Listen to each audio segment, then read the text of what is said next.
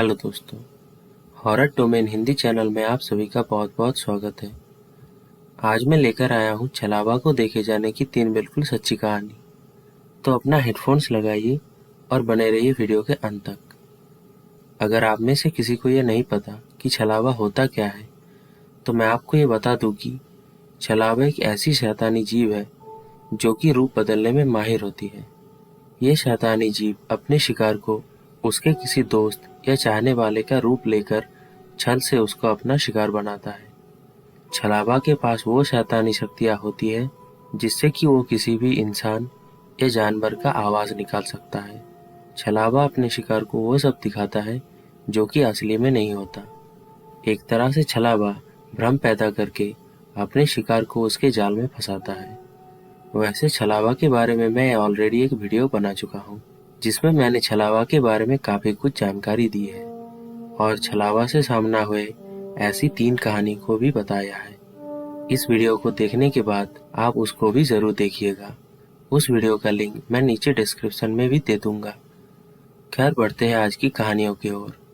लेकिन उससे पहले अगर आप मेरी आवाज़ पहली बार सुन रहे हैं तो अभी के अभी हमारे चैनल को सब्सक्राइब करें और बाजू में जो बेल आइकॉन है उसे ऑल पर सेट करें ताकि जब भी मैं नया वीडियो डालूं तो आपको सबसे पहले पता चले। और अगर आप ये वीडियो देख रहे हैं तो इस वीडियो को लाइक ज़रूर कीजिएगा। तो चलिए शुरू करते हैं। पहली घटना जो मैं आप लोगों को सुनाने जा रहा हूँ वो मुझे लखनऊ से मेरे एक सब्सक्राइबर ने भेजी है। उन्होंने अपना नाम बताने से मना किया है, इसीलिए आगे की घटना मैं आप लोगों को एक काल्पनिक नाम लेकर सुनाऊंगा। मेरा नाम ओम प्रकाश है और मैं काम के सिलसिले में लखनऊ में रहता हूँ। आज मैं आप लोगों को मेरे साथ घटा एक रियल पैरानॉर्मल इंसिडेंट शेयर करने जा रहा हूँ जिसमें मेरा सामना एक छलावा से हो गया था। उस घटना को याद करके आज भी मेरे रोंगटे खड़े हो जाते हैं। ये तब की बात है जब मैं कॉलेज के फर्स्ट ईयर में था। मैं वहाँ अपने हॉस्टल में रहता था और हर सेमेस्टर की छुट्टी में मैं अपने गाँव अपने घर आता था। ऐसे ही एक बार सेमेस्टर की छुट्टी पर मैं अपने गांव आया हुआ था। गांव में अब मेरे कुछ ही दोस्त रह गए थे क्योंकि लगभग सभी मेरी तरह शहर पढ़ने को चले गए थे। खैर, वहाँ गांव में मैं अपने दोस्तों के साथ दिन भर क्रिकेट खेलता था और शाम के वक्त मैं अपने घर लौट जाता था। ऐसे ही एक दिन शाम को क्रिकेट खेलने के बाद मैं अपने घर जा रहा था कि तभी मुझे पीछे से किसी ने मेरा नाम लेकर पुकारा। पीछे मुड़कर देखा तो एक पेड़ के नीचे मुझे मेरी पड़ोस की एक दादी दिखी।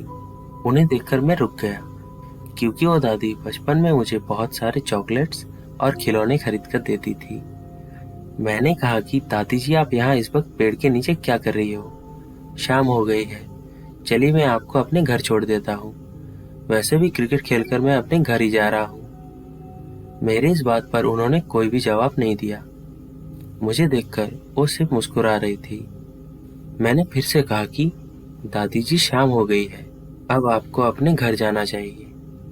मेरे इस बात को सुनकर उन्होंने अपने साड़ी की गांठ से एक टॉफी निकाली और मुझे देने लगी। तो मैंने कहा कि दादी जी, मैं अब छोटा बच्चा नहीं रहा, मैं अब बड़ा हो चुका हूँ। आप इस टॉफी को किसी छोटे बच्चे को दे देना, वो मुझसे ज़्यादा खुश हो जाएगा। शाम हो गई है और मैं अब अपने घर जा रहा हूँ। मुझे लगता है कि आपको भी अपने घर चले जाना चाहिए। ये बोलकर मैं वहाँ से निकल गया। शाम को घर में सभी बैठकर बातें कर रहे थे, तो बातों ही बातों में मैंने कहा कि आज शाम को मुझे रास्ते में हमारी पड़ोस की दादी मिली थी। वही दादी जो मुझे बचपन में बहुत सारे चॉकलेट्स और खिलौने खरीद कर देती थी। मेरा इतना कहते ही सभी घर वाले दंग रह गए। फिर पापा ने मुझसे कहा कि ये कैसे हो सकता है, क्योंकि तुम्हारे उन दादी का तो कुछ ही दिन पहले बाथरूम में फिसलकर पैर टूट गया था और कल रात को ही वो हॉस्पिटल से घर लौटी है। वो तो अभी ठीक से खड़ी भी नहीं हो सकती। डॉक्टर ने उनको आराम करने के लिए कहा है।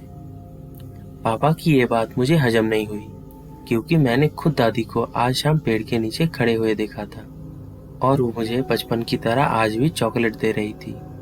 इसीलिए मैं तुरंत भागकर पड़ोस में अपनी दादी के घर उन्हें देखने चला गया। वहां जाकर देखा तो दादी जी सच में बेड पर लेटी थी और उनके पैर पर प्लास्टर चढ़ा हुआ था। मुझे अब समझने में देर नहीं लगी कि आज शाम को जिसे मैंने पेड़ के नीचे खड़ा हुआ देखा था वो कोई और नहीं बल्कि एक छलावा था, और अगर मैं वो चॉकलेट खा लेता तो पता नहीं मेरे साथ क्या होता। तो ये था दोस्तों पहली घटना। और अब दूसरी घटना जो मैं आप लोगों को सुनाने जा रहा हूँ वो भी मुझे लखनऊ से मेरे ही एक सब्सक्राइबर ने भेजी है। उन्होंने भी अपना नाम वीडियो में लेने से मना किया है, इसीलिए आगे की घटना मैं आप लोगों को एक काल्पनिक नाम लेकर सुनाऊंगा। मेरा नाम गौतमी है और आज मैं आप लोगों को मेरे साथ घटा एक रियल पैरानॉर्मल इंसिडेंट शेयर करूंगी जिसमें मेरी सामना एक छलावा से हो गई थी। ये घटना तब की है जब मैं 9th क्लास में थी। अब मैं 26 साल की हूँ और लखनऊ में जॉब करती हूँ। दरअसल तब मैं मेरी माँ के साथ गांव में रहती थी। तब हमारे गांव में पीने के पानी का बहुत समस्या थी। मुश्किल से वहाँ एक पानी का नल था जहाँ सुबह 6 बजे से 9 बजे तक 3 ही घंटे पानी आता था। पूरे गांव का गुजारा उसी पानी से होता था। 6 बजे से 9 बजे तक उस टाइम बहुत ही ज़्यादा भीड़ हो जाती थी और सुबह 8 बजे से मेरी स्कूल भी चालू हो जाती थी। इसीलिए मैं मेरी माँ के साथ वहाँ पानी भरने के लिए लाइन लगाती थी। हम लोग सुबह 4:30-5 बजे से ही वहाँ पानी के लिए लाइन लगाते थे। हमारी तरह कुछ और लोग भी वहाँ इसी तरह पानी के लिए लाइन लगाते थे। खैर एक दिन मेरी तबीयत कुछ ठीक नहीं थी, इसीलिए मेरी माँ ने मुझे नींद से नहीं जगाया और अकेले ही पानी भरने चली गई। सुबह उठकर मैंने देखा तो मम्मी बहुत डरी हुई थी। मैंने पूछा कि क्या हुआ है मम्मी, आप इतनी डरी हुई क्यों हो? तो मेरे इस बात पर मम्मी ने कोई भी जवाब नहीं दी। वहां से उठकर किचन में अपना काम करने चली गई। खैर मेरी तबीयत खराब थी, इसीलिए मैं फिर से आराम करने चली गई। शाम को मेरी तबीयत एकदम ठीक हो चुकी थी, इसीलिए मैं अपनी मम्मी के पास जाकर उनसे फिर से पूछने लगी कि मम्मी सुबह आप इतनी डरी हुई क्यों थी? तो मेरे सवाल के जवाब में उन्होंने कहा कि सुबह तुम सो रही थी, इसीलिए मैं खुद ही पानी भरने के लिए चली गई। सुबह जब मैं पानी भरने के लिए लाइन लगाने गई तो मुझे उस लाइन में मेरी सहेली पायल दिखी। ये बात मुझे कुछ हजम नहीं हुई, क्योंकि अभी कुछ ही महीने पहले पानी में डूबकर पायल आंटी की मौत हो चुकी थी। मैंने मेरी मम्मी से कहा कि आपको जरूर कोई वहम हुआ होगा। रात को सोते वक्त मैं यही सोच रही थी कि आखिर मम्मी को पायल आंटी कैसे दिख सकती है, जबकि अभी कुछ ही महीने पहले उनकी मौत हो चुकी है। यही सब सोचते हुए मैं सो गई। सुबह उठकर देखा तो मम्मी सो रही थी, इसीलिए मैं अकेले ही पानी भरने चली गई। मैं घड़ी देखकर घर से नहीं निकली थी, लेकिन वहां तब भी अंधेरा था और सुबह बस होने ही वाली थी। वहां पहुंचकर मैंने देखा कि मेरी मम्मी किसी औरत के साथ बातें कर रही थी, और वो औरत और कोई नहीं बल्कि मम्मी की सहेली पायल थी। ये देखकर मैं बहुत ही ज्यादा डर गई। वहां पानी भरने अभी तक कोई नहीं आया था। फिर मैंने देखा कि मम्मी उनके साथ वहां उसी रास्ते पर जा रही है जहां पर वो तालाब था, और वो वही तालाब था जहां पर डूबकर कुछ ही महीने पहले पायल आंटी की मौत हो चुकी थी। मैं अब डर से कांपने लगी। मेरे दिमाग में बस यही ख्याल आ रहे थे कि मेरी माँ की जान अभी खतरे में है और मुझे किसी भी हालत में मेरी मम्मी को बचाना है। इसीलिए मैं भागते हुए उनका पीछा करने लगी, लेकिन चलने के बावजूद भी पता नहीं कैसे वो लोग मुझसे बहुत दूर जा रहे थे, और अचानक रास्ते के एक चौराहे से वो दोनों मेरी नजरों के सामने से गायब हो गए। ये देखकर मेरी आंखों में पानी आ गई। मैं अपनी मम्मी को बचा नहीं पाई। रोते हुए मैं अपने घर आ गई। घर पहुंचकर मैं बिल्कुल हैरान रह गई। मेरी मम्मी तब भी बेड पर सो रही थी, और अब मैंने दीवार पर टंगी घड़ी की ओर नजर घुमाई तो रात के 3:30 बज रहे थे। मैं समझ गई कि अभी अभी जो मेरे साथ घटा उसकी वजह कुछ और नहीं बल्कि छलावा था, और अगर मैं घर ना लौटकर कुछ देर उनके पीछे चली जाती तो पता नहीं मेरे साथ क्या होता। तो ये था दोस्तों दूसरी घटना। और अब तीसरी जो घटना मैं आप लोगों को सुनाने जा रहा हूँ वो मैंने कोरा से ली है।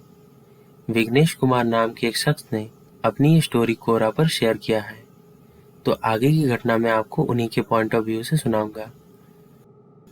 मेरा नाम विघ्नेश है और मेरे साथ कई पैरानॉर्मल घटनाएं घट चुकी है, लेकिन आज मैं आप लोगों को वो घटना बताऊंगा जो अभी भी मुझे सोचने पर मजबूर कर देती है। खैर, एक रात मैं अपने कमरे में आराम से सो रहा था। मैं शांति से सो रहा था कि तभी मेरे कंधे पर किसी ने हाथ रखा। फिर मुझे मेरी मम्मी की आवाज सुनाई दी। मम्मी मुझसे कह रही थी कि आओ बेटा, मेरे साथ आओ। मम्मी की आवाज सुनकर मैं उठ गया, लेकिन मुझे इतनी ज्यादा नींद आ रही थी कि मैं अपने आंखें तक खोल नहीं पा रहा था। मैंने सोचा कि इतनी रात को मम्मी मुझे क्यों बुला रही है। नींद में ही मैंने मेरी मम्मी से पूछा कि क्या हुआ है, तो मम्मी ने कोई जवाब नहीं दिया। मैंने उनसे कहा कि इतनी रात को मैं आपके साथ कहीं नहीं जा रहा, मुझे अभी सोना है और बाकी बातें सुबह करेंगे। इतना कह के मैं फिर से सो गया। कुछ देर बाद अचानक से एक ठंडी हवा के झोंके से मेरी नींद खुल गई। घड़ी में देखा तो तभी रात के 3:30 ही बज रहे थे, इसीलिए मैं दोबारा सो गया। सुबह जब मैं अपनी मम्मी से पूछा कि कल रात को जब मैं अपने कमरे में सो रहा था तब आप मुझे कहाँ ले जाना चाहती थी और आप मुझे बुला क्यों रही थी, तो उन्होंने कहा कि कल रात को मैं तो सो रही थी और मैं तुम्हारे कमरे में गई ही नहीं। फिर मुझे याद आया कि कल रात को तो मैं अपने कमरे में कुंडी लगाकर सो रहा था, तो कौन थी जो मेरी मम्मी की आवाज से मुझे बुला रही थी, और वो जो कोई भी थी वो मेरे कमरे में आई कैसे। मैं समझ गया कि कल रात को वो और कोई नहीं बल्कि एक छलावा था, जो कि मेरे मम्मी की आवाज से मुझे बुला रहा था, और अगर मैं उठकर उसके साथ चला जाता तो वो मुझे अपना शिकार बना लेती। तो ये था दोस्तों छलावा को देखे जाने की 3 बिल्कुल सच्ची हॉरर स्टोरी। तीनों घटनाओं में से आपको कौन सा सबसे अच्छा लगा, आप हमें कमेंट्स में बताइए। और अगर आप भी अपनी आप बीती हम तक साझा करना चाहते हैं तो आप हमें इंस्टाग्राम पर मैसेज कर सकते हैं। इंस्टाग्राम का लिंक मैं नीचे डिस्क्रिप्शन में दे दूंगा और कमेंट्स में भी पिन कर दूंगा। आप चाहे तो इस चैनल की दूसरी हॉरर स्टोरीज भी सुन सकते हैं। अगर आपको ये वीडियो अच्छा लगा तो लाइक करें, अपने दोस्त और फैमिली के साथ शेयर करें, और ऐसे ही रोचक और सच्ची डरावनी कहानी सबसे पहले सुनने के लिए हमारे चैनल को सब्सक्राइब करें। और आप चाहे तो हॉरर डोमेन हिंदी का टेलीग्राम चैनल भी ज्वाइन कर सकते हैं। टेलीग्राम चैनल का लिंक मैं नीचे डिस्क्रिप्शन में दे दूंगा। मिलते हैं आपसे अगली वीडियो में कुछ और रियल हॉरर स्टोरीज के साथ। तब तक के लिए जय श्री कृष्णा।